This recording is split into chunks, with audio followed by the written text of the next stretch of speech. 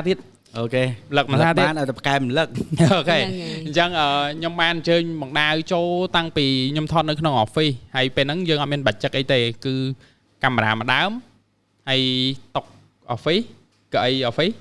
និយាយគ្នាពីអ្នកគាត់ចឹងទៅហើយយើងអត់មានថវិកាអីជូនគាត់អីពេលហ្នឹងនិយាយស្មោះត្រង់គឺជូនជូនជាអាវមិនមែនតម្លៃខ្លួនគាត់នឹងអាវទេតែដោយសារមិត្តភាពយល់យោគគ្នាចឹងទៅ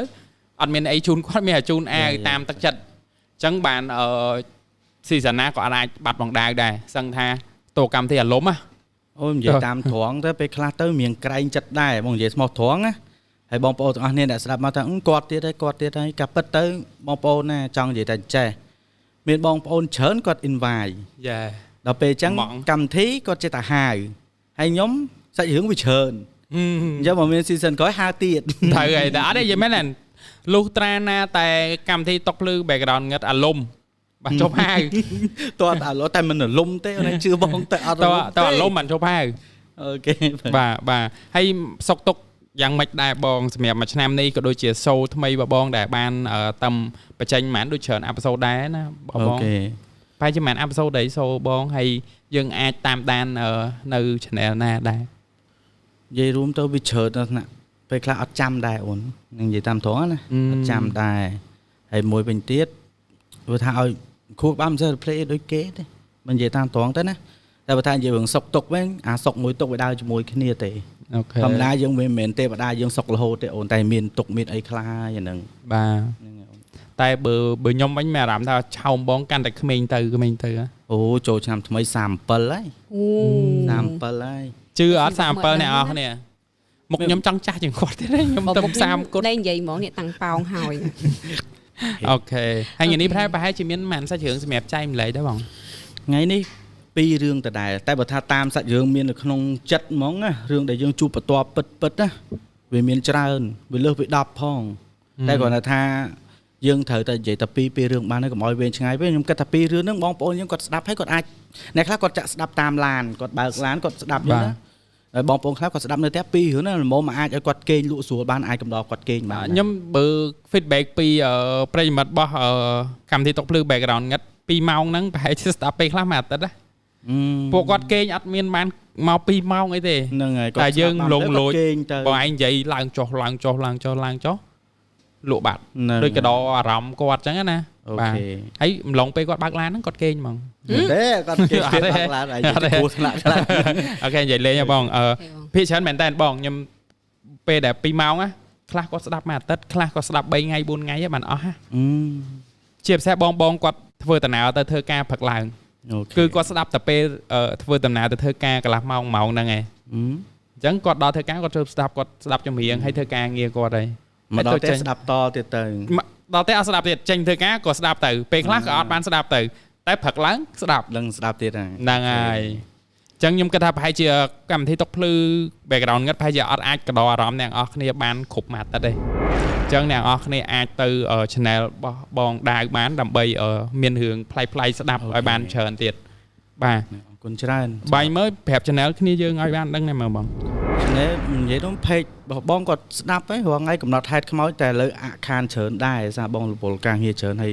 និយាយស្មោះត្រង់ទៅជាប់ពិធីធ្វើច្រើនជាប់ទាំងរឿងពិធីស្នេហ៍ទាំងពិធីដោះអំពើដល់អីចឹងច្រើនចឹងទៅអត់សូវបាន live ដែរហ្នឹងនៅក្នុងក្រសួងមួយគេដែរក្រសួង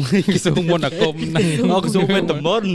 មន្តនិងមន្តអាគមហ្នឹងហើយនៅដែរតើនៅដែរអូខេអញ្ចឹងបងដាវក៏គាត់នៅក្នុងក្រសួងហ្នឹងដែរបាទនៅហ្នឹងហើយបងដាវខ្ញុំចាប់អារម្មណ៍មួយបងពីច្រើនជួបជាមួយរឿងអីដែររបៀបកូនសិស្សមកសុំឲ្យពឹងជួយអញ្ចឹងរឿងដែលច្រើនជាងគេដែលបងជួបថា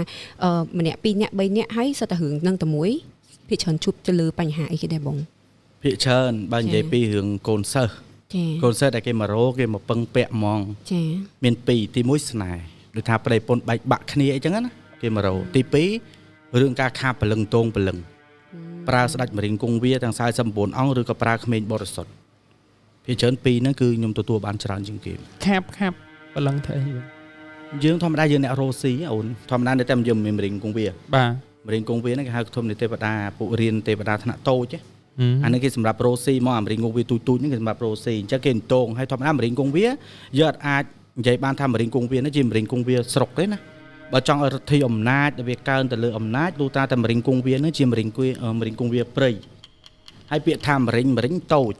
គង្វាហ្នឹងគឺបានន័យថាក្មេងដែលគង្វាលសត្វដំរីចឹងបានមានពាក្យថាមរិញគង្វាលអាហ្នឹងគឺមកពីអញ្ចឹងអាមរិញគង្វាលហ្នឹងគឺវាជាក្មេងដែលទូចនៅក្នុងព្រៃដែលវាទៅខ្វៀលដំរីវាចាប់ដំរីវាដើរមួយដំរីអញ្ចឹងយើងចង់ឲ្យវាមានរដ្ឋអំណាចលុះត្រាតែយើងតងពលឹងវាមកតងពលឹងមរិញគង្វាលចេញពីព្រៃមកយើងដាក់នៅក្នុងរូបគេហៅសនំរូបដែលយើងមានរូបដូចអ្នកខ្លះមានអារូបមរិញគង្វាលទូហ្នឹងហើយពេលខ្លះទៅអ្នកខ្លះគេតងមរិញគង្វាលពីព្រៃហ្នឹងមកដាក់ចូលអត្តកតាកូនហេងដាក់ចូលហ្នឹងក៏បានដែរហ្នឹងខ្ញុំចាប់អារម្មណ៍ទៅលើហៅស្នេហ៍ប្តីមកវិញចឹងអានឹងរបៀបថាមានមួយខាងទៀតគេអ្នកដាក់ទៅហើយកូនសិស្សបងគឺពឹងបងឲ្យហៅមកវិញអានឹងមិនដែរបងអានឹងវាអត់ចម្លែកទេឧទាហរណ៍ណាឧទាហរណ៍ថាមានម្នាក់គាត់ធ្វើស្នេហ៍ប្តីគាត់យកទៅបាត់ហើយឬក៏ប្តីគាត់ហ្នឹងត្រូវស្នេហ៍របស់គេឬក៏មិនត្រូវស្នេហ៍ក៏ដោយដូចថាគាត់រត់ចោលប្រពន្ធបាត់ហើយអញ្ចឹងណាអញ្ចឹងភាគច្រើនកូនសិស្សគាត់មកពឹងពាក់ឲ្យជួយដូចថាខាបហៅមកវិញអញ្ចឹងកន្លែងហ្នឹងវាមិនមែនយើងធ្វើទេឧទាហរណ៍ថាគេមកពឹងលោកគ្រូខ្ញុំចង់ធ្វើស្នេហ៍ប្តីខ្ញុំឲ្យត្រឡប់មកវិញការពិតកន្លែងហ្នឹងមិនមែនពាក្យថាធ្វើទេគួរតែប្រើពាក្យចេះលោកគ្រូខ្ញុំចង់ជួយដោះខាបហៅប្តីខ្ញុំត្រឡប់មកវិញព្រោះប្តីរបស់គាត់កំពុងត្រូវរបស់គេហើយបើគាត់ទៅធ្វើទៀតមកតង់ទៀតអត់ខុសពីឲ្យប្តីគាត់ឈួតទេអាហ្នឹងវាអញ្ចឹងយើងបែងចែកអាពាក្យហ្នឹងឲ្យដាច់ណាចាបងហ្នឹងហើយអញ្ចឹងភាគច្រើនគឺយើងតងឲ្យបប៉ះចំឈាមស្នេហ៍ស្រីពុករដូវឈាមពុករដូវមហាស្នេហ៍ប្រែរូបមហាថ្មាត់ស្នេហ៍ប្រែរូបមហាស្នេហ៍កឡង់ជុំអាហ្នឹងបាក់ដោះហើយអូស្នេហ៍មានច្រើនប្រភេទមានច្រើនប្រភេទប្រហែលជាមិនដែរបងដឹងចំនួនបើនិយាយថាតម្រាក់ស្នេហ៍ក្បួនតម្រាក់ស្នេហ៍វាមានច្រើនហើយខ្ញុំនិយាយនេះមិនមែនបងប្អូនទាំងអស់នេះមិនមែនបខំឲ្យគាត់ជឿទេណាហើយបើស្ដាប់ហើយយើងស្ដាប់ចោលទៅយើងមិនបាច់ទៅធម្មតាអានេះមុនជាការវាមិនចំណេញអីសម្រាប់យើងទេស្នេហ៍វាមានច្រើនតែមហាស្នេហ៍ដែលពិបាកនៅក្នុងការដោះទី1មហាស្នេហ៍ថ្មាត់ពុកឈាមរដូវអាហ្នឹងគេប្រើឈាមរដូវស្មាទោសណាគេប្រើឈាមរដូវយកមកធ្វើមកដាក់ក្នុងមិនថាត្រឡប់ស្នេហ៍ឬក៏កមួនស្នេហ៍ទេគេដាក់ចូលក្នុងហ្នឹងទី2មហាស្នេហ៍ប្រែរូបមហាស្នេហ៍ប្រែរូបគេប្រើជាមួយនឹងខ្លាញ់ខ្មោចបូជាសពគេប្រើដូចថាយើងពឹងអាចារ្យភ្លុកនោះយកឲ្យទៅអ្នកដែលគេបូជាសពពឹងយើងស៊ីស៊ូយកមកគេយកអាហ្នឹងមកសូនជាមួយនឹងកមួនខ្មុំផ្លិតសូនទៅចេញរូបរួចមកគេដាក់ផ្កាប់ទាំងពីរពេលណាគេដាក់ផ្កាប់ទាំងពីរគេហៅមហាស្នេហ៍ប្រែរូបពេលដែលគេអន្តងគេផ្ងាមកវិញដល់ទី3គេហៅមហាថ្មាត់ស្នេហ៍មហាថ្មាត់នាងកមុំឬក៏អ្នកខ្លះហៅថាមេមត់ស្នេហ៍ម្ចាស់កមុំអាថ្មាត់មេមត់កមុំហ្នឹងអាហ្នឹងប្រើកមួនសូនរូបក្នុងកមួនហ្នឹងមិនមែនយើងយកទៀនអាទៀនយើងមកស្លចេញជារូបទេណាកមួនផលិតអាកមួនខ្មុំយើងហ្នឹងហើយហ្នឹងហើយតែគេយកមកស្លជាមួយនឹងប្រទាលពុកឆ្អឹងប្រទាលពុកឆ្អឹងប្រទាលអង្គរជ្រុំប្រទាលតពួកប្រទាលល្មៀតសប្រទាលថ្លើមឆ្កែយកមកស្លជាមួយនឹងផេះខ្មោចតៃហោងយកចេញពីមេនណាហើយមេនហ្នឹងតើតែមេនគេបោះបង់ចោលទៀតបើមេនហ្នឹងនៅមានគេប្រើក៏មិនឲ្យយកដែរមេនហ្នឹងតើតែមានគេបោះបង់ចោលយកផេះហ្នឹងមកហើយត្រូវមានឈាមរដូវទៀតតែអាហ្នឹងយកមកមិនបងសុំកាត់តិចបើគេបោះបង់ចោលបានន័យថាគេអត់ប្រើបានន័យថាអត់មានផេះចង់និយាយថាអាផេះដែលពីមុនមកដែលគេធ្លាប់បូជាវានៅណាអូខេគេទៅកោសទៅកម្មគេក៏ទៅកោសខ្លះចេញមកគេយកតែបន្តិចតែអាហ្នឹងហើយគេក៏ត្រូវការបើសិនជាចង់ឲ្យមហាថ្មាត់ស្នេហ៍កមុំនឹងខ្លាំងទៀតណាគេកោសថ្ពាល់សពខ្មោចសពនោះថាសពនឹង 4-5 ថ្ងៃវាហើម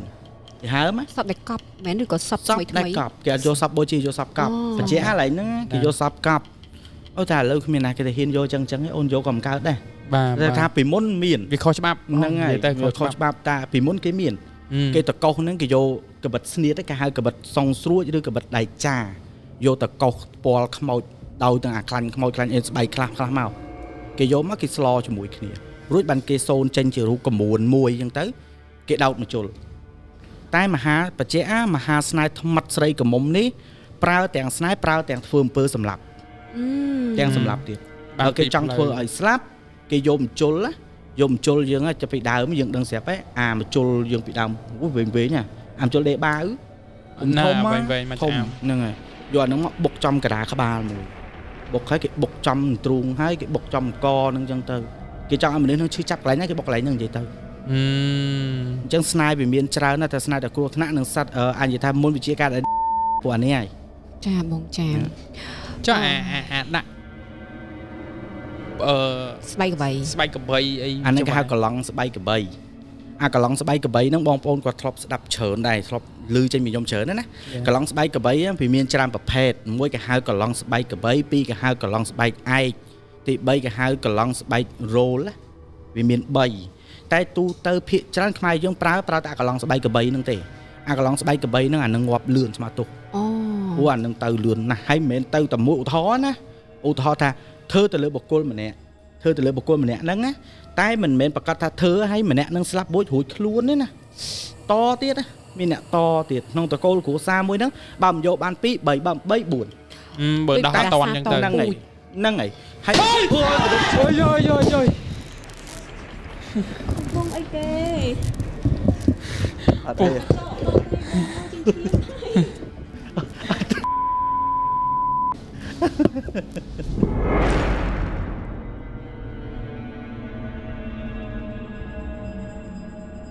អត់តចូលខ្មោចតចូលគុំបងមិញដល់ហើយធំស្បែកកបីបងរឿងកន្លងស្បែកកបីដើរសួររឿងកន្លងស្បែកកបីហ្នឹងអាហ្នឹងក៏ជាប្រភេទមុនអាគមដែលសម្លាប់ដែរអាហ្នឹងលឿនណាស់មកប៉ាំងទៅហ្មងវាបើនិយាយពីរយៈពេលប្រហែលប្រហែលថ្ងៃប្រហែលខែអាហ្នឹងវាលើគ្រូបើគ្រូវាចង់ផ្ដាច់យប់ហ្នឹងវាធ្វើផ្ដាច់យប់ហ្នឹងយកហ្មងបើវាចង់ធ្វើបដែតមួយអាទិត្យដាច់ហើយទៅអាហ្នឹងតែអាហ្នឹងយើងមានវិធីការពារកុំឲ្យគេធ្វើអញ្ចឹងលើយើងបានមានតាមរបៀនគ្រូដូចថាគ្រូនីមួយយើងអត់ដូចគ្នាទេមានរបៀនផ្សេងគ្នាអញ្ចឹងគេមានរបៀនទប់ផ្សេងគ្នាក៏មានរបៀនដោះផ្សេងគ្នាដូចគ្នាឧទាហរណ៍ថាខ្ញុំអ្នកអត់សូវជឿណាខ្ញុំអ្នកអត់ជឿតែខ្ញុំចង់ការពារដែរជឿតិចតួចនិយាយចេះជឿតិចតួចតែចង់ការពារដែរឧទាហរណ៍ថាគ្រាន់តែដូរ wallpaper ពាក់ខ្សែកឬក៏ពាក់អញ្ជៀនអញ្ចឹងតើអាចជួយបានអត់ការពាក់ខ្សែកឬក៏យើងដូចជាអ្នកខ្លះពាក់ខ្សែចង្កេះពាក់អីអញ្ចឹងណាការពិតវាជួយបានដូចតែគ្នាទេបើតែគ្រាន់តែថាបញ្យលកន្លែងនេះយល់បន្តិចរឿងកន្លងស្បែកកបីមិនមែនប្រកាសថាមនុស្សគ្រប់គ្នាសិតតែត្រូវទេវាមិនអាចត្រូវទាំងអស់គ្នាដូចយើងនិយាយថាអ្នកនេះក៏ត្រូវអ្នកនោះក៏ត្រូវវាអច្ឆរិយៈពេកហើយហ្នឹងហើយវាមិនអាចត្រូវទាំងអស់គ្នាអ្នកដែលត្រូវលុះត្រាតែវាចំបើយើងនិយាយថាវាចំសកុតចំជើងលេខខ្មោចផងយើងនិយាយមកថារិស័យដាក់រិស័យដាក់ចំជើងលេខខ្មោចជើងលេខអ្នកងាប់អានោះមិនធ្វើត្រូវដែរមិនប្រកាសតែគេធ្វើត្រូវទេអូហ្នឹងហើយតើណែអញ្ចឹងស្នេហ៍អីក៏ដោយក៏អញ្ចឹងដែរដូចគ្នាមកមិនប្រកាសថា100ចូលទាំង100ទេបើធ្វើស្នេហ៍100ទាំង100បានទាំង100បាច់ធ្វើស្នេហ៍ធ្វើគ្រូទេអូនធ្វើប្រអិនទៅបាច់ដាក់ស្នេហ៍មនុស្សធម្មតាដាក់យក billionaire ហ្មងទៅអូខេតន់ព្រោះខ្ញុំសួរហ្នឹងខ្ញុំចង់បន្តហ្នឹងតើពេលដែលយើងឧទាហរណ៍ចង់ដាក់ស្នេហ៍តើវាឆ្លងប្រទេសកើតអត់ការដាក់ស្នេហ៍ឆ្លងប្រទេសដាក់បានតែលុះត្រាតែឲ្យខ្មែរដូចគ្នាសាសនាផ្សេងគ្នាអត់ទេអត់កើតទេធម្មតាខ្មែរយើងវាមានពងធាតុវាមានទឹកដីភ្លើងចោលសូរិយាចិនវាមានពងឆ្នាំទាំង12វាមានធាតុទឹកដីភ្លើងខ្យល់ដល់យើងទៅចង់ធ្វើសាសគេវាមានត្រឹមតែរូបថតមានត្រឹមតែឈ្មោះក៏យើងពិបាកក្នុងការធ្វើដែរយើងតធម្មតាមកនិយាយបញ្យលចែកការធ្វើស្នេហ៍តតែមានថ្ងៃខែឆ្នាំកណ្ដៅរូបថតឈ្មោះហើយត្រូវតែមើលធាតុអ្នកទាំងពីរទៀតដូចថាអូនឯងចង់ធ្វើស្នេហ៍គូតដឹងឬក៏សង្សារឬក៏ប្រពន្ធអញ្ចឹងណាយកអ្នកទាំងពីរហ្នឹងមកគុណគូលើគ្នាទៀតយកមកគុណគូគ្នាសិនថាធ្វើបានអត់ហ្នឹងហើយមិនមែនយើងចេះតែមានឲ្យនិយាយអស់ក្រក់ស្ដាប់មួយម៉ាត់ណាមិនអាងតែយើងមានលុយបោះទៅលើគ្រូគេជួយបានទាំងអស់ហ្នឹងណាអានេះមកនិយាយស្មោះត្រង់មិនអាងតែយើងមានលុយងាចង់ធ្វើអត់មែនទេសុំទោសព្រោះគេត្រូវគុណគូតតែគូហ្នឹងបើសិនជាគូនេះជាគូប្រត់គ្នាអត់ធ្វើទៀតឥឡូវអូនឯងអាចទៅឆៃសភើព្រំលិខិតបានទេអត់មានអាគេទៅដឹងព្រៃវាសនាបានទេអញ្ចឹងយើងក៏គ្រូក៏មិនមែនទេវតាប្អិនប្រព្រំណាទៅឆែកអាព្រំលិខិតនឹងបានដែរបើសិនជាជើងលេខឆ្លើយមកថាពីរអ្នកនឹងជាគូប្រត់ហើយជាគូដែរយើងនិយាយថាគូដែលត្រូវបែកបាក់គ្នាវាមិនអាចយកគ្នាបានទេយើងអាចតកែសភើព្រំលិខិតបានទេពិធីគូនឹងគឺធ្វើអត់បានហ្មង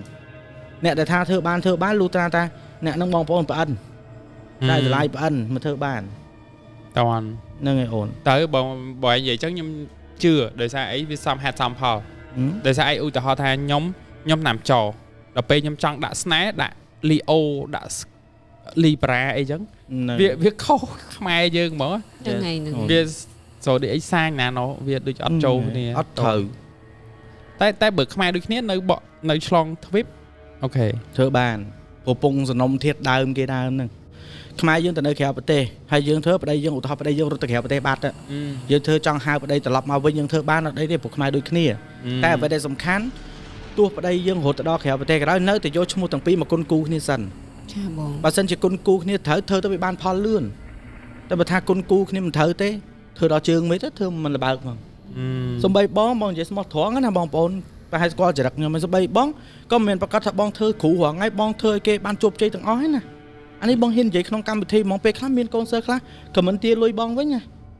ដោយសារយើងធ្វើគេបានសម្រេចអត់ប្រសិទ្ធភាពហ្នឹងហើយធម្មតាយើងមិនមែនជួយគេបានរហូតណាអូនចាតែពេលដែលយើងយកតំណឹបគេយកមកធ្វើយើងត្រូវទិញគ្រឿងទាំងវាយយកមករៀបចំបាទធម្មតាអូនឯងប្រើគោក៏ឲ្យស៊ីស្មៅដែរត្រូវហ៎យើងប្រើស្នែមួយមិនដែលមានប្រអិនប្រព្រំណាមកជួយប្រោះព្រំទេរឿងហ្នឹង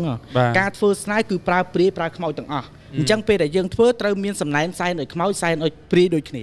យើងរៀបសពៅឲ្យគេអញ្ចឹងពេលដែលយើងធ្វើពិធីគេអត់បានសម្រេចបងត្រូវចេញសងគេវិញទាំងអស់ទាំងដើមទាំងការនិយាយអស់ម៉ាត់ចេះនឹងបកលាក់បាំងនិយាយការពិតអានឹងបានជាគ្រូស្មើនឹងរកស៊ីខាតមកបច្ចេកនឹងដែរហ្នឹងហើយយើងធ្វើគ្រូយើងត្រូវស្មោះត្រង់ដែរកូនសិស្សខ្លះបងក៏បង delay សងគេដែរដូចថាបងយកមកយើងទិញគ្រឿងអស់អញ្ចឹងទៅណាដល់ពេលអញ្ចឹងយើងអត់ទាន់មានលុយសងគេទេអញ្ចឹងសុំគេពជាមកពេលមួយអាទិត្យពីរអាទិត្យមួយខែអីចឹងទៅចាំយើងបង់គេតាមនឹងដូចគ្នាអានេះបងនិយាយស្មោះត្រង់មកអត់មានអីលាក់ទេចាបងព្រោះអានេះបើនិយាយទៅវាស្មើអង្គកិត្តិយសបងដែរចាបើយើងលាក់បានthìជាមនុស្សត្រឹមត្រូវយើងអត់ខ្ចោះអត់កើតទេអូនធ្វើទៅរួចនិយាយតាមត្រង់តន់ហ្មងតន់យល់អានេះចរិតបងគឺចឹងចាបងពីច្រើនយើងចាប់អារម្មណ៍តារឿងការហៅស្នេហ៍ឬក៏ការធ្វើស្នេហ៍ចុះការផ្ដាច់ស្នេហ៍ឧទាហរណ៍ថាខ្ញុំដូចធ្លាប់ជួបជាមួយរបៀបម្ដាយឪពុកខាង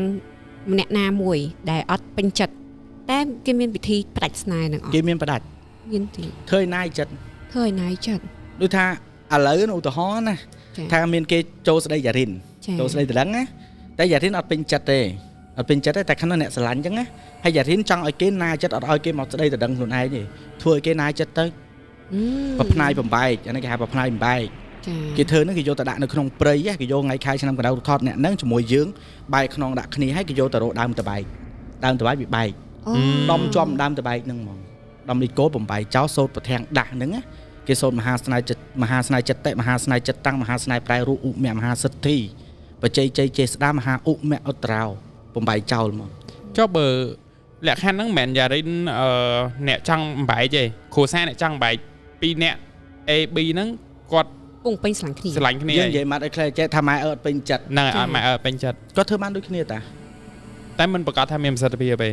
នោះណានិយាយចឹងក៏ត្រូវដែរវាអត់អាចថាវាមានប្រសិទ្ធភាពបើសិនជាឧទាហរណ៍ថាម៉ែគាត់ចង់បំបែកគាត់មិនចង់ឲ្យពីអ្នកនឹងបានគ្នាគាត់ទៅរកគ្រូបំបែកបើគាត់ធ្វើបែកអានឹងបាបកម្មគាត់ទេគាត់អ្នកទទួលទៅបើកូនស្រឡាញ់គ្នាក្នុងសម័យនេះមានណាគេទៅបង្ខំកូនតែថាទៅបងធ្លាប់ជួបដែរធ្លាប់មានគេមកបំបែកចឹងដែរតែបងអត់ដែរទទួលទេខ្ជិលពួកបងក៏មានអារម្មណ៍មួយចេះបើបងស្រឡាញ់គ្នាដែរបើគេមកបំបែកចឹងនិយាយឈឺចាប់អូនយេមែនតើណាអូខេអញ្ចឹងអ្នកនរគ្នាខ្ញុំបានចែកម្លែកថាចំណេះដឹងគឺផ្នែកមន្តអាគមអីចឹងតិចតួចទៅដោយសារខ្ញុំក៏អត់ចេះដែរខ្ញុំក៏ទៅស្ដាប់ដូចតែអ្នកនរគ្នាដែរទេគ្រាន់តែខ្ញុំបានស្ដាប់ផ្ទាល់ចឹងវារៀងលយជាងអូខេអញ្ចឹងយើងចូលត្រឡប់មកប្រធានបទរបស់យើងវិញយើងបងថ្ងៃនេះប្រហែលជាមានប្រហែលរឿងសម្រាប់ចែកម្លែកទៅកាន់ទស្សនិកជនដែរបងថ្ងៃនេះគឺបងយកពីររឿងយកមកនិយាយមានពីររឿងទី1រឿងរបស់ឪពុកបងបកើតហ្មងតែសុំស្មាតទោសទៅណាប៉ាបងគាត់ខូចហើយខូចមួយឆ្នាំហ្នឹងណាបាទរឿងទី1រឿងរបស់ប៉ាបងហើយរឿងទី2រឿងពាក់ព័ន្ធជាមួយនឹងរឿងបងប្អូនរ៉ូស៊ីមួយគ្នានៅសាដេប៉ូហ្នឹងហ្មង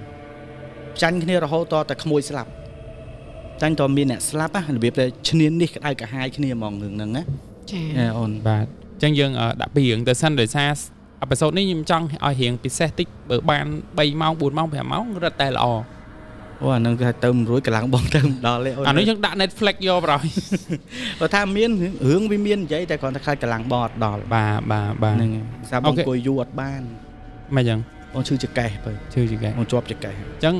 ចាំមានអេពីសូតដេកនិយាយប្រហែលបើមានល្អអូខេឥឡូវបងចង់លើករឿងមួយណាយកទៅចែកម្លែកមកណាបងអូខេថ្ងៃនេះបងចង់លើករឿងពាក់ព័ន្ធជាមួយនឹងតកូលស្នែងកោងតែតកូលស្នែង3រឿងពាក់ព័ន្ធជាមួយនឹងដូចគោបាអញ្ចឹងដែលតាក់ទងមួយប៉ាបងណាហ្នឹងរឿងប៉ាបងមកនៅប៉ោយសរោងស្រុកប៉ោយសរោងថ្មខេត្តបាត់ដំបងនេះប៉ោយសរោងថ្មគោលនេះវត្តជ្រោយម្ទេសអូខ្ញុំនិយាយប៉ុណ្្នឹងអ្នកបាត់ដំបងស្គាល់ច្បាស់ហ៎ព្រោះពេលដែលខ្ញុំនិយាយ រឿងដែលខ្ញុំនិយាយមួយសិតតែមានទីតាំងភូមិស្រុកត្រឹមត្រូវ ចា ព្រោះខ្ញុំអត់ត្រឡប់និយាយអាប៉ាណាប៉ានេះទេ ដឹងបងដឹង នេះចរិតខ្ញុំមិនបងមិននិយាយប៉ះពាល់ណាគេ អត់ទេដែរបើតាំងដើមខ្ញុំដឹង ចាអញ្ចឹងរឿងនេះវាពាក់ព័ន្ធជាមួយនឹងរឿងប៉ាបងអញ្ចឹងមកសូមអនុញ្ញាតក្នុងការនិយាយហ្មង បាទអញ្ជើញបងអញ្ជើញ អូខេអញ្ចឹងមុននឹងខ្ញុំនិយាយក៏សូមអធិស្ឋានបងប្អូនពុកម៉ែមីងអ៊ំទាំងអស់គ្នាបន្តិចថាពាក់ព័ន្ធជាមួយនឹងរឿងប៉ាបងក៏គាត់ជាអតីតហ៊ានដែរអញ្ចឹងមុននឹងនិយាយខ្ញុំសូមយកឱកាសនេះបន្តិចដើម្បីរំលឹកទៅដល់វីរៈកងទ័ពដែលលោកបានលាចាកលោកដែលលោកបានពលីជីវិតដើម្បីមាតុប្រទេសមួយនេះខ្ញុំសូមធ្វើការអោនគោរពលោកពងខ្ពស់ក៏ដូចជាសូមអរគុណខ្លាំងមែនទែនសម្រាប់ការលះបង់ណាអរគុណខ្លាំងមែនទែនអញ្ចឹងងាកមកសាច់រឿងរបស់យើងពាក់ព័ន្ធជាមួយនឹងរឿងកបីស្នែង3ដែលខ្ញុំហៅថាតកូលបក់ធ្លុះតកូលស្នែងកោងរឿងនេះអ្នកទាំងអស់គ្នាវាមានទាំងអាគមវាមានទាំងព្រាបងប្អូនអញ្ចឹងខ្ញុំចង់បញ្យល់ឲ្យគ្រប់គ្នាយល់ថាចេះតកូលស្នែងកោងសัตว์ដែលនៅក្នុងអាគមហើយគ្រូអាគមដែលគេតំណមទៅលើការហូបរបស់គ្រូមានច្រើនប្រភេទតែទី1គេហៅគ្រូមេមត់2គេហៅគ្រូរបៀន3គេហៅគ្រូត្រៃវេទ4គេហៅគ្រូស្មិល5គេហៅថាគ្រូស្នងរូគ្រូវាមានច្រើនរបៀនតែប្រភេទគ្រូដែលប្រើមុនអាគមគាថាក្នុងការសឹកពិជ័យសង្គ្រាមព្រះលានសេនាជ័យប្រសនុតពិជ័យឬក៏ក្បួនតម្រាក់ពិជ័យសង្គ្រាមគេប្រើក្នុងក្បួនគ្រូមួយណាអ្នកប្រើដោយការធ្វើស្នេហ៍មេមត់ដោយណៃសួរមិញអញ្ចឹងណាអ្នកដែលធ្វើស្នេហ៍មេមត់គ្រូដែលប្រើរបៀននៅក្នុងការផ្ចាញ់គ្រូគ្នាឯងធ្វើសម្រាប់គ្រូគ្នាឯងឬក៏ប្រក់ទ័ពសម្រាប់ចេញច្បាំងអានឹងគេហៅគ្រូពិជ័យសង្គ្រាមឬរបៀនតម្រារបស់គ្រូមេមត់បែកស្មិលគេលេងរបៀនអញ្ចឹងនិយាយនេះគឺនិយាយពាក់ព័ន្ធមួយគ្រូទាំងពីរហ្នឹងអញ្ចឹងរឿងហ្នឹងគឺអញ្ចេះអ្នកទាំងអស់គ្នារឿងតកូលស្នែងកោងរឿងរបស់ប៉ាខ្ញុំនៅស្រុកប៉ោយស្រង់ខេត្តបាត់ដំបងហ្មងនៅខាងជំនាញខាងបាត់ដំបងរឿងហ្នឹងនៅក្នុងឆ្នាំលបាក់ឆ្នាំ2000គត់ខ្ញុំនៅចាំច្បាស់ណាស់ព្រោះសុកតាខ្ញុំសុកកណើតតាកាលហ្នឹងខ្ញុំនៅខាងប៉ោយស្រង់ហើយកន្លែងហ្នឹងនៅស្រុកប៉ោយស្រង់ហ្នឹងបងប្អូនមានទួលមួយគេហៅថាទួលអស់លោកអ្នកខ្លះគេហៅថាទួលត្រប់តែហ្នឹងណាកន្លែងហ្នឹងពលពតធ្លាប់យកគេទៅវាយចោលសម្រាប់នៅនឹងច្រើនណាស់ហើយនៅលើទួលហ្នឹងវាមានដើមអាកាសយ៉ាដើមណាហៅថាដើមព្រេងខ្យល់ខ្លះគេអញ្ចឹងណានៅលើទួលហ្នឹងវាអញ្ចឹងតែកន្លែងហ្នឹងពីដើមមកនិយាយប្រវត្តិបន្តិចប្រវត្តិពីដើមកន្លែងហ្នឹងក្រោយពេលអាពតបែកអាពតឆ្នាំ79បែកមកហ្នឹងយូរមកទៅយើងដឹងស្រាប់ហើយប្រជាពលរដ្ឋខ្មែរយើងបងប្អូនយើងក៏តែតែមានអបិយជំនឿបាទជឿទៅលើរឿងខ្មោចព្រាយអរុកអរិយអ្នកតាទេវតាទិសទាំង8អីចឹងទៅអញ្ចឹងក្រោយនៃការបែកអាពតមកអាទួលមួយហ្នឹងគេហៅទួលអស់លោកឬក៏ទួលត្រប់ហ្នឹងវាមានខ្មោចហើយធម្មតាបើយើងគិតលេងគឺគិតថាខ្មោចដែរព្រោះអីអាពតយកទៅបែកចោលច្រើនយើងងំហ្នឹងហើយយើងគិតថាខ្មោចលងហ្នឹងតែកន្លែងហ្នឹងស័ក្តិសិទ្ធត្រង់មួយថាអញ្ចេះតែបងសូមបញ្ជាក់ថាបងអត់បែងចែកទេណាថាកន្លែងនេះជាតួរបស់អ្នកតាតួរបស់បារមីឬក៏តួរបស់ខ្មោចបងអត់បែងចែកទេណាអូខេព្រោះបងអត់ដឹងដែរតែគាត់ទៅលឺចាស់គាត់បន្តមកឯងបាទនៅកន្លែងហ្នឹងគឺមានកម្មវិធីបុណ្យទានមួយរឿងជ័យចានជ័យឆ្នាំងដូចថាគេមានកម្មវិធីអីមួយចឹងយ៉ារីនខ្ញុំធ្លាប់ឮជ័យឬក៏ខ្ចីទៅខ្ចីចានខ្ចីឆ្នាំងកម្មវិធីខ្ចីចានខ្ចីឆ្នាំងហ្នឹងហើយអូខេតែត្រូវតែមានការលាសម្បត្តិជាមួយនឹងជ្រូក2ក្បាលជ្រូកនោះត្រូវតែជ្រូករស់តែអានឹងពីបុរាណមកណាពីបុរាណមកទេតែអំឡុងពេលឆ្នាំ9ជាងឆ្នាំ97 9អីមកគេលេងវាយើងនិយាយមកថាលេងស័ក្តិសិទ្ធិក៏បានដែរដោយសារអីប្រជាពលរដ្ឋខ្មែរយើងខ្លះលោកមានចិត្តលោភលន់ខ្ចីគេយកមកបានហើយយកទៅសងគេបាត់3បាត់4បាត់5ហ្នឹងហើយតលបាត់អីចឹងទៅគេលេងឲ្យខ្ញុំឮថាពេលអ្នកភូមិណាមានកម្មវិធីគឺទៅខ្ចីចានខ្ចីឆ្នាំងកន្លែងហ្នឹងយកមកប្រើហ្នឹងហើយដល់ពេលឲ្យត្រូវទៅយកសងវិញមកយកសងតែអ្នកខ្លះគាត់យកចានបុរាណដែលជាកន្លែងបារមីហ្នឹងគឺយកទៅបាត់មកយកទៅបាត់សងមកវិញអត់សងអីទេអត់សងរឿងគាត់ទេអាហ្នឹងគាត់ជាមួយគេផ្លូវល្ងឹតទេអាហ្នឹងណាបាទតែគាត់ទៅយូរមកក៏វាសាបអញ្ចឹងណាអាហ្នឹងប្រវត្តិទូលកន្លែងហ្នឹងគេហៅទូលត្រាប់ឬក៏ទូលអស់លោកហ្នឹងអញ្ចឹងនៅក្នុងស្រុកប៉ោយស្រោងវត្តប៉ោយស្រោងហ្នឹងហ្មងអញ្ចឹងរឿងហ្នឹងវាចេះបងប្អូនទាំងអស់គ្នាអតីតប៉ារបស់ខ្ញុំគាត់ឈ្មោះវងសត្យាខ្ញុំឈ្មោះវងមនីរយដាវសាវទីជប់អតីតប៉ាមិនមក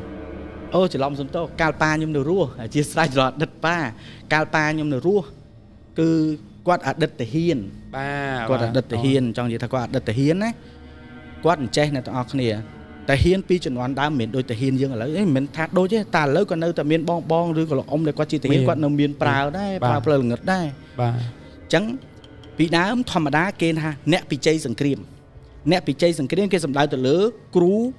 តបឬក៏តាហ៊ានហ្នឹងគាត់ជាអ្នកដែលមានរបស់ការពារមានដូចជាខ្សែពីនី សង្វាពីនីសង្វាឯកកងសនំឬក៏គាត់មានកូនក្រក់កូនអីចឹងទៅដែលគាត់មានវត្ថុការពារចឹងណាតែបើសួរថាគាត់គ្រូមែនគាត់មិនមែនគ្រូទេព្រោះអីតែហ៊ានមួយនៅពេលដែលគាត់ចេះក្បួនតម្រាពីជ័យសង្គ្រាមព្រះសនុពីជ័យសង្គ្រាមព្រះលានសេនាជ័យគឺគាត់អត់ដែលតាំងតួថាគាត់នឹងជាគ្រូទេតែប៉ះអីលេងហ្នឹងចង់លេងមិនក៏បានដែរប្រក់អង្គកើតតបក៏មានដែរអត់ខ្លាចទេអត់ខ្លាចហ្មងផ្ទះទឹកបែកទឹកពពុះកើតតបពពុះទឹកហ្នឹងគ្រូពីដើមណា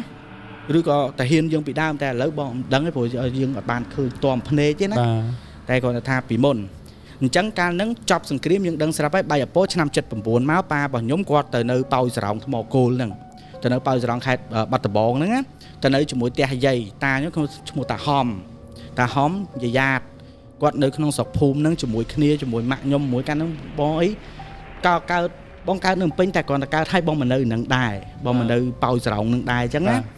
អញ្ចឹងកាលហ្នឹងអ្នកណាក៏គេល្បីប៉ាបងគេហៅឈ្មោះប៉ាបងសាក់5កន្លះគេហៅសាក់5កន្លះហៅប្អូនប៉ាបងហ្នឹងថាសមិត85ព្រោះគាត់កាលហ្នឹងលក់បរិយសមិតរបស់ថៃរបស់សៀមអត់តន់គេហៅសមិត85អញ្ចឹងកាលហ្នឹងប៉ាគាត់នៅនឹងដល់ពេលនៅនឹងធម្មតាអ្នកភូមិបែកពីអាពោតមកអញ្ចឹងណាអ្នកខ្លះគេមកស្រុកគេវិញអីវិញអញ្ចឹងស្រុកកណើតគេវិញអញ្ចឹងបងគេដឹងថាប៉ាបងចេះអាគុំចេះអីចឹងគេតែងតែយកទឹកយកអីមកឲ្យគាត់ធ្វើទឹកដើម្បីប្រោះព្រំតិចតួចស្រួយទឹកអីតិចតួចហើយមិនអត់ទេណាផ្លុំអីចឹងទៅអាហ្នឹងវាអញ្ចឹងដល់តែពេលយូរទៅប៉ាគាត់ចេះតែល្បីឈ្មោះណាបន្ទាប់មកហ្នឹងក៏ដឹងមកតង់ទៀតថាម៉ាក់ហ្នឹងគាត់ចេះអាគុំទៀតម៉ាក់ហ្នឹងគ្រូទៀតតែគ្រាន់តែម៉ាក់គាត់គ្រូជនជាតិណាបាទអញ្ចឹងទាំងប្តីទាំងពុនគ្រូទាំងពីរតណតតកូលបងមកហ្មងយាយម៉ាត់ទៅតម្ដងបងហ្មងតកូលគ្រូតែបើមានបងប្អូនគ្រូដែរបើនិយាយសបុកបងហ្មងនិយាយម៉ាត់ទេបាទតីរបស់ម្ដាយបងកូនទាំង7នាក់មានតែ2នាក់ដែលចេះតែគ្រាន់តែមានតែបងមួយលេចធ្លោជាងគេអញ្ចឹងណាដល់ពេលអញ្ចឹងទៅនៅក្នុងភូមិហ្នឹងមិនមែនមានគ្រូមួយទេណាយារៀនអូននៅក្នុងស្រុកប៉ោយស្រោងហ្នឹងណាខ្ញុំមិនដឹងថាស្រុកឬភូមិទេតែដឹងតែគេហៅប៉ោយស្រោងទៅហ្នឹងណាព្រោះបងអត់បានចាំដែរអធិស្ឋានអ្នកបាត់ដំបងបានដឹងជួយខមមិនប្រាប់ផងណានៅទៅហ្នឹងមិនមែនគ្រូតែមួយទេគ្រូរហូតទៅដល់9នាក់បូកទាំងប៉ា9គ្រូគាត់ភូមិមួយនឹង9គ្រូមួយហ្សូនគាត់ហ្នឹងមួយហ្សូនហ្នឹង9ណាតែនៅក្នុងហ្នឹងគ្រូខ្លះគ្រាន់បានត្រឹមតែចូលរូបគ្រូខ្លះគេចូលរូបគ្រូខ្លះចេះស្នែគ្រូខ្លះចេះរបៀនអីចឹងតាមមុខជំនាញគេរៀងខ្លួនតែនៅក្នុងហ្នឹងមានតាម្នាក់តាហ្នឹងគឺតាហ៊ានដូចគ្នាតាហ្នឹងស្មាតទោសតាហ្នឹងគឺខ្លាំងមែននិយាយស្មោះត្រង់ខ្លាំងមែនបាញ់អឹមសីការអឹមសីបាញ់ក្រានទ្រូងអត់បែកតាហ្នឹងគេហៅឆ្អឹងដៃស្បែកហ្នឹងហើយគេហៅតាហ្នឹងគេហៅតាផ្តិលតាហ្នឹងព្រោះគាត់អត់មានអាសនៈឯងគ្រូស្មិលគាត់គ្រូស្មិលណាបងប្អូនគាត់គ្រូស្មិលគាត់មានអាសនៈគាត់មានផ្តិលគាត់เป็นអាបាតលោកបាតលោកតែមួយទេគាត់អត់មានអាសនៈឯងញ៉ាយតាហ្នឹងគ្រប់តែបាតលោកហ្នឹងហើយគាត់និយាយទៅថាមានតែផ្តិលនឹងមួយហើយសំបីតែសัตว์ចិញ្ចឹមរបស់គាត់ណាអត់មានសូនចេញពីសម្រិតពីស្ពាន់ពីអីមកសូនពីដីឥដ្ឋសាមញ្ញហ្នឹងហើយតម្រៃមិនថាខ្ញែមិនថាគោបាមិនថាកបីណាគាត់សូនចេញពីដីឥដ្ឋទូប៉ុនមេដែរហើយគាត់ដាក់ក្នុងផ្តិលហ្នឹងមកតាផ្តិលហ្នឹងណាដល់ពេលអញ្ចឹងទៅនៅក្នុងស្រុកភូមិហ្នឹងវាចែកទំនាស់គឺវាមិនមែនថាធម្មតាមនុស្សយើងអ្នកភូមិមួយគ្នាយើងស្គាល់គ្នាយើងមិនមែនសុកសុយយើងទៅកើតជាសត្រូវនឹងគ្នាទេបាទជាមានតាណាដើមតហ្នឹងច្បាស់តែវាមានរឿងអីហើយតែកន្លែងហ្នឹងគឺបងអត់ច្បាស់ថាប៉ាគាត់មានតំណោះរឿងអីទេគ្រាន់តែគាត់ប៉ាប្រាប់ថារឿងតំណោះពាក់ព័ន្ធជាមួយនឹងសាច់ថ្លៃទេតែបងអត់បានស៊ីជម្រៅរឿងហ្នឹងណាអូនបាទអញ្ចឹងសូមអនុញ្ញាតនិយាយតដល់ពេលអញ្ចឹងទៅនៅក្នុងល្បាក់ឆ្នាំកាលហ្នឹងល្បាក់ឆ្នាំ99អត់ទាន់ចូលដល់2000ទេឆ្នាំ99បងនៅចាំច្បាស់បងដឹកដៃក្មួយបងដើរកាត់ផ្ទះគ្រូហ្នឹងផ្ទះគ្រូផ្តិលហ្នឹងណាក្រួយផ្ទះគ្រូផ្តិលហ្នឹងមានដើមកហកគីប្រប៉ុណ្ណានៅក្រួយផ្ទះគាត់ហើយគាត់ដាក់ជំនាញប្រភូមិនៅតែហ្នឹងជំនាញប្រភូមិគាត់វាយប៉ាំងអាស័យសុកពីដើមហ្នឹងវាយប៉ាំងអាស័យបងចាំច្បាស់ហ่ะដើមកគីនោះធំប្រប៉ុណ្ណានេះវានៅក្រួយអញ្ចឹងបងដើរកាត់នឹងខ្វៀលក្មេងខ្វៀលគោអូនដល់ពេលយើងដឹកគោមកគោវាផ្អើលមកដល់កន្លែងហ្នឹងយើងវាមិនដឹងទេថាដើមកគីហ្នឹងតាហ្នឹងចិញ្ចឹមស្អីខ្លះនឹងដើមកគីហ្នឹងយើងនៅក្មេងៗយើងមិនដឹងស្រាប់តែដើមកបីយើងគោយើងដឹកមកដល់ហ្នឹងវាផ្អើលតែសត្វអីស្អីអត់អីទេឲ្យតែកបីគោដឹងផ្អើលហ្មងឲ្យតែមកដល់ហ្នឹងដឹងតែវាផ្អើលអញ្ចឹងវាឈូទៅបាត់អញ្ចឹងទៅពេលខ្លះទៅកបីគេផ្សេងក្រៅក៏ឈូចូលផ្ទះគាត់អញ្ចឹងទៅឃើញទេតែតាហ្នឹងឲ្យតែគាត់ឃើញកបីអីផ្អើលអញ្ចឹងគាត់ថាទៅឲ្យផត់ទៅតែ ta nâng á ta à niêng à tết phật chẳng có đỉnh để phật chẳng á đo pe ven bóng mến ta mà đong thế để bong đa cắt khối te con chớn đo này tai lượng nó còn chập xua thoáng là chạy hãy những câu na cái ản tật chẳng á nhóm có phẹp từ thằng bát ông nhóm con ta hòm ta nhóm nó ta hòm người ta họ giống tôi ta hòm con trai ta hòm ta hòm khối ta bột nó ấy ta nâng ngay ta phẹp ai thôi mà vô cả bầy hay dương nước mấy đang thay vô cả bẫy dương đằng á nhọt đằng men dương bắt chẹt đằng men thằng cả bẫy bất cả bẫy dương cầm miên cô dương cầm miên cả bẫy dương rùa miên tên dương mấy đang thằng cây trăng sầm đái thành giấy cả bẫy nâng phơi khăn nòng nè như là ta đo té phẹp ta đo té phẹp pa ông muối nú ông cha con nông miên đang cực kỳ nó bị khối thôm nó còn oi bà ấy thì vô cả bẫy tá còn đằng còn nghĩa sộ xua mạ còn hai mạ nhóm nó còn chấn hai con mạ còn nì còn hai mạ nhưng ta mạ con nè à bảo kê ao thì vô cái bấy cận mạch chẳng á mạ có quạt giấy phơi lên mạ phồng lên tha bao sầm rất chầm vô bao sầm rất chầm vô ô bằng giấy lại ní bà miên cừu cung quạt đáp quạt vô này bằng giấy bao sầm rất chầm vô ba mình men sầm rất cùng vô là bóc praka ban chầm vô còn giấy mặt đó có tha ở bây giờ giấy mà mặt ấy khơi á mình nuốt đại chiêm tật chết lẹ cầm hằng mình nuốt đại miên lùm đắng mình đưa kia khát vô bên năng ấy cừu đại ngắt rất là khát chẳng bao vô là bỏ nâng máu bao chia sầm rất chầm vô ba mình sầm rất cùng vô ta bón cọ quạt một đây còn cho phải lừa tẹt tư mòn dục nâng á dục để pa bón quạt ót thưa ấy vậy mà thà cô bỏ bón thì cô lại lên ót asana em tẹt bón pa còn cho phải lừa tẹt bón dễ smart thoáng pưng bao tham bong ôn cận mấy các bạn ơi còn ta nhung dễ bị bộ vật cổ ra ta cho phải lừa cam cho đó có một tẹt bánh lại cam cho đó đừng mòn tẹt bánh nhá phăng ta chăm pa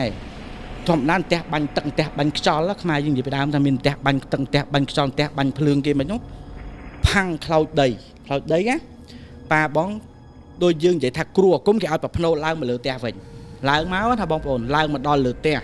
chẳng chấp bị cái lại như tên này tao hiểu sẽ là biển chân ngành từ pa còn lao tao đo lừa ná tẹt bị đam ôn prọ bờ cái sực thao tẹt bị đam mình đôi dương sầm lớn sầm không ca chuyên lươn đấy nè prọ bờ để chọn môn thực học này niếp ở xây nó xây thòm na niếp xây vì miền smart nó bị cái bộ cáiประកាត់ភ្លើងនឹងក្រោមគោយប់ឡើងចងនឹងក្រោលប្រកាត់ភ្លើងឲ្យគោស្រាប់តែយើងសម្រានទាំងម៉ាក់ទាំងប៉ាទាំងបងប្អូនទាំងយាយសម្រានទាំងអស់គ្នាកំពុងតែសម្រានសំលេងគោវាផ្អើលដូចយើងទៅវាយគោនោះឲ្យផ្អើលអញ្ចឹងណាយល់ទេដូចយើងទៅវាយគោឲ្យផ្អើលអញ្ចឹងតែយើងក្មេងយើងងើបអត់រួចទេយើងលឺតែសលេងតែយើងងើបអត់រួចអ្នកដែលងើបមានតែចាស់ទេតែគាត់ងើបទៅមើលតារបស់ខ្ញុំគាត់ចុះទៅមើលគាត់ចុះទៅមើលគាត់តែគាត់ចុះទៅដល់ក្រោមធំកម្មចដាតែគាត់អាចមើលឃើញទៅក្រោលព្រោះយើងប្រកាត់ភ្លើងត្រូវមើលទៅខ្វាច់តារត់ឡើងមកលើវិញប្រាប់ប៉ាកូនគាត់បកើតហ្នឹងថាអានាងនឹងគោធំណាស់អើយធំមែនទេណានឹងស្អីអាធំបីផ្កាភ្លើងព្រាកអញ្ចឹងណាប៉ាគាត់ថាអីគេតាអីគេពុកហើយចុះទៅមើលទៅឃើញពុកក៏ចុះទៅគាត់តែពុកចុះទៅមែនដូចតានិយាយអញ្ចឹងប៉ាគាត់ថាដូចតានិយាយអញ្ចឹងគ្រាន់តែគាត់ចុះទៅភ្លាមអូនក្បាលប្រពន្ធពីងក្បាលប្រពន្ធនោះក្បាលវាក្បាលស្រួចឡើងលើចេះ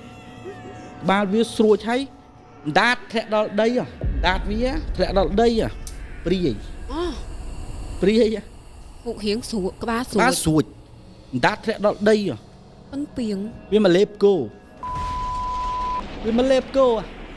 វាស៊ីគោពួកហ្នឹងលេបទាំងមូលហ្មងហ្នឹងហើយវាលេបគោហ្មងប៉ាគាត់ថាធំណាស់អានេះធំណាស់អានេះច្បាស់ជាមានគ្រូកាន់ដែរបើត្រឹមខ្មោចព្រៃខ្មោចស្រុកវាមិនហ៊ានចូលទេអានេះច្បាស់មានអ្នកកាន់ដែរប៉ាគាត់ឡើងមកវិញប្រាប់តាថាពុកអានេះមានអ្នកកាន់ដែរតែអីទេនៅស្ងៀមសិនណាប៉ាគាត់ថានៅស្ងៀមប៉ាគាត់ប្រក់តបគាត់ប្រក់មរិញគង់វាស្ដាច់ប្រតបគេហៅសម្ដេចព្រះសេនាតប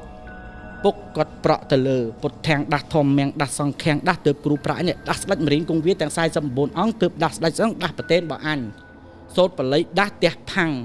ឲ្យកើតរបស់ច្បាមអង្គពុកណាច្បាមអង្គច្បាមកាមយើងណាគាត់សូត្រឲ្យគាត់វាសទៅមុខផ្ទះ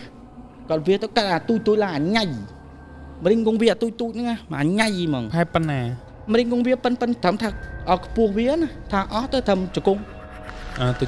ទូទេកូនង៉ែចេះដែរទូទេពួកហ្នឹងរាវវាឈូទៅកន្លែងអាគោហ្នឹងណាដេញអាហ្នឹងចេញទៅដេញអាហ្នឹងចេញពីភូមិឲ្យបាត់ទៅអញ្ចឹងណាបានន័យថាកន្លែងហ្នឹងពុកគាត់ក៏មិនចង់លេងដែរគាត់ថាបដិញវាទៅបានហើយកុំឲ្យថាប៉ះភ្លាមនិយាយមកចែឲ្យវាទៅសិនទៅអញ្ចឹងពុកគាត់ប្រាប់តារឿងហ្នឹងណាតាថាអើយអញដឹងណាស់ស្រុកអញភូមិអញស្គាល់ណាស់ដូចខ្ញុំនិយាយមែនអញ្ចឹងប៉ោសរោងហ្នឹងគាត់ថាគាត់ដឹងណាស់នៅតែនឹងមានគ្រូប្រមាណតែគ្រូដែលចេះរឿងអញ្ចឹងណាតាក៏គាត់លើកឈ្មោះអ្នកនឹងយកមកនិយាយប្រហែលអ្នកដែលចេះខ្លាំងរឿងអញ្ចឹងណាដូចថា1 2 3អញ្ចឹងណាក៏មានគ្រូផ្តិលហ្នឹងនៅនឹងដែរដល់ពេលអញ្ចឹងប៉ាខ្ញុំហ្នឹងគាត់ក៏សួរថាតាផ្តិលហ្នឹងគាត់ណាគេក៏ប្រាប់ថាតាផ្តិលហ្នឹងក៏អតីតហ៊ានដែរតាហ្នឹងអាការភ្លើងបាញ់កណ្ដាលទ្រូងអត់បែកទេគាត់ណាដល់ពេលប៉ាក៏គាត់យល់គាត់ក៏ថាគេតាគេយើងទៅពុកអើយគេរោស៊ីអីបានឲ្យគេរោស៊ីហ្នឹងទៅណារឿងគេធម្មតាគ្រូអូនតែងតែមានការឈ្នានីសវាមិនអត់ទេណាដល់ពេលអញ្ចឹងពុកគាត់អត់និយាយអីទេពុកអត់និយាយទេព្រឹកឡើងធម្មតាព្រឹកឡើងមានស្អីមានតែបបរនំបញ្ចុកតែគេលក់តាមម៉ូតូទូហ្នឹងមានតែហ្នឹងទេពុកគាត់ឲ្យទៅទិញនំបញ្ចុកប្រើបងខ្ញុំមួយទៀតណាទៅទិញនំបញ្ចុកខ្ញុំនិយាយអស់ទៅបងដែនប្រើបងប្រុសខ្ញុំបងដែនឲ្យទៅទិញនំបញ្ចុកថាដែនទៅទិញនំបញ្ចុកមកឲ្យតាឲ្យអីហូបផងព្រឹកឡើងបើគាត់ហេវអញ្ចឹងណាទៅទិញនំបញ្ចុកទិញរួចយកនំបញ្ចុកហ្នឹងមកឲ្យយាយជាមួយនឹងតាគាត់ប្រសាយកមកដាក់ក្រុមដើមស្វាយអញ្ចឹងមានក្រែបញ្យួរនឹងអាស្វាយធៀងស្វាយដែលយើងកាត់អញ្ចឹងណាយើងដាក់បញ្យួរបានណាដាក់បញ្យួរហ្នឹងដាក់ទៅរហូតដល់មក9បានតាជាមួយយាយគាត់បានប្រសា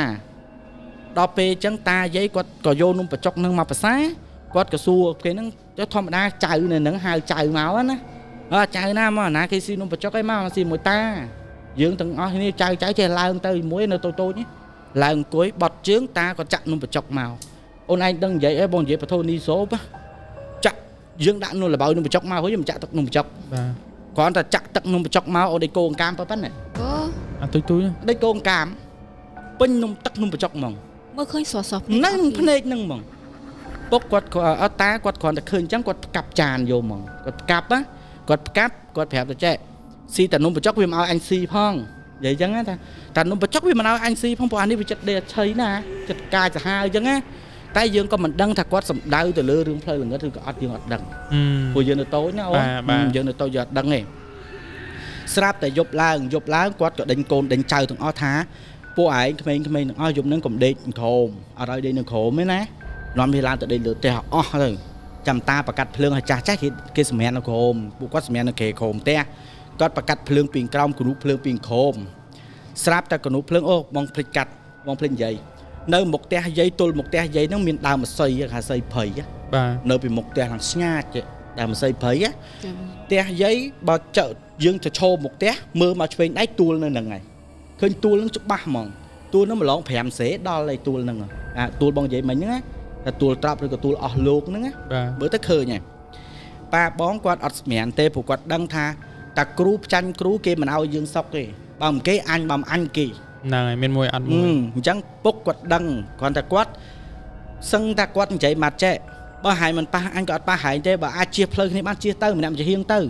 ហែងក៏ចង់រស់អញក៏ចង់រស់ដែរស្មានថាអញចង់ងាប់ហើយចង់រស់អីអ្នកណាក៏ចង់រស់ដែរតែកុំឲ្យប៉ះគ្នាបានហើយពុកគាត់នឹងអង្គុយមុខភ្លុកច្បាំងជាមួយនឹងគោជាមួយនឹងម៉ាក់មួយយាយមួយគ្នានៅមុខផ្ទះនឹងទាំងអស់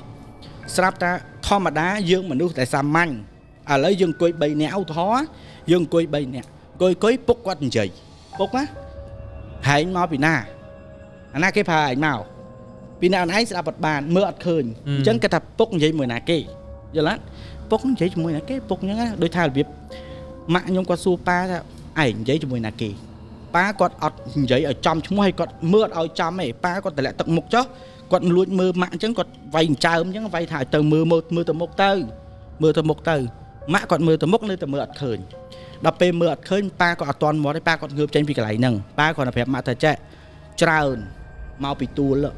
គេមកពីទួលច្រើនប៉ាគាត់ចង់សម្ដៅថាខ្មោចទាំងអស់អាព្រាយទាំងអស់ពួកអាដាច់ក្បាលពួកអាតៃហោងពួកអាធ្លុងទ្រូងហ្នឹងវាមកពីណកវាមកពីទួលគេប្រើវាមកអញ្ចឹង